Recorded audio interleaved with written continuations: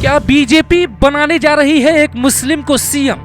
मुस्लिम नेता पढ़ रहे मोदी चालीसा, कुछ तो फिक्स है। मोदी सरकार में कोई मुस्लिम मंत्री नहीं, योगी के पास कोई मुस्लिम विधायक नहीं, फिर बीजेपी क्यों बनाने जा रही है सीएम? संसद में लिया था मोदी ने नाम, फोन पे सीधे होती है प्रधानमंत्री से बात। 2024 से पहले बीजेपी चलने वाली है मास्टर स्ट्रोक। क्या मोदी शाह पिछले दरवाजे से कुछ ऐसा करने वाले हैं जिसके बाद हिंदुस्तान की सियासत हिल जाएगी? कश्मीर फिलहाल बीजेपी के हाथ में है, लेकिन वहां चुनाव जीत के सत्ता में आना बीजेपी के लिए इतना आसान भी नहीं है। इसीलिए ये कल्पना की जा सकती है कि एक मुस्लिम नेता को बीजेपी अपना हथियार बनाएगी और उसी के कंधे का सहारा लेकर बीजेपी मुस्लिम सीएम बनाकर सत्ता हासिल कर सकती है। सुनिए विश्लेषण, आखिर पीछे क्या कहानी रची जा रही। फरवरी 2021 में गुलाम नबी आजाद की राज्यसभा सदस्यता खत्म हो रही थी। पीएम मोदी ने फेयरवेल स्पीच में गुलाम नबी की तारीफ की थी।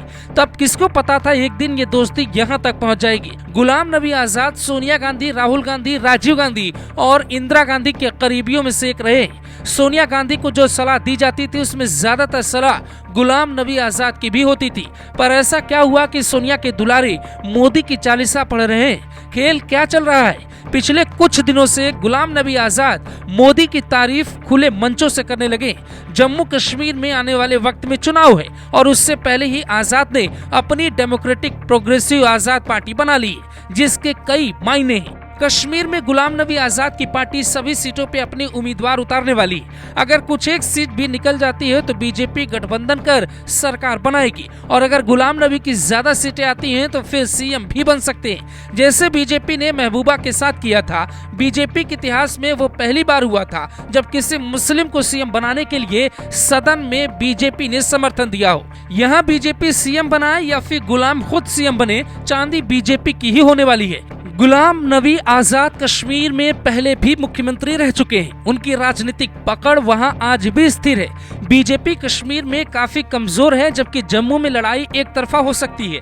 कश्मीर की कमजोरी को दूर करने के लिए आजाद का प्रयोग कश्मीर में बीजेपी 100% करने वाली है। चुनाव से पहले परिसीमन भी हुआ। अब जम्मू कश्मीर में 83 की जगह 90 विधानसभा सीटें होंगी। पहले जम्मू में 37 सीटें थी, जिसे बढ़ा के 43 कर दिया गया। यानी बीजेपी जम्मू की सभी सीट भी जीत सकती है, इसीलिए वहां परिसीमन कर अपना फायदा देखा जा रहा है। जबकि कश्मीर में कुल 47 सीटें हैं, जहां बीजेपी की बेहद कम सीटें आने वाली हैं। लेकिन पहली बार 9 अनुसूचित जनजाति के लिए सीटें रिजर्व कर दी गई है, जहां बीजेपी को बड़ा फायदा हो सकता है। गुलाम नबी आजाद की पार्टी पहला चुनाव लड़ने वाली है। मान लेते हैं उनकी 8 से 10 सीटें आती हैं, तो फिर बीजेपी को बम्पर फायदा होगा।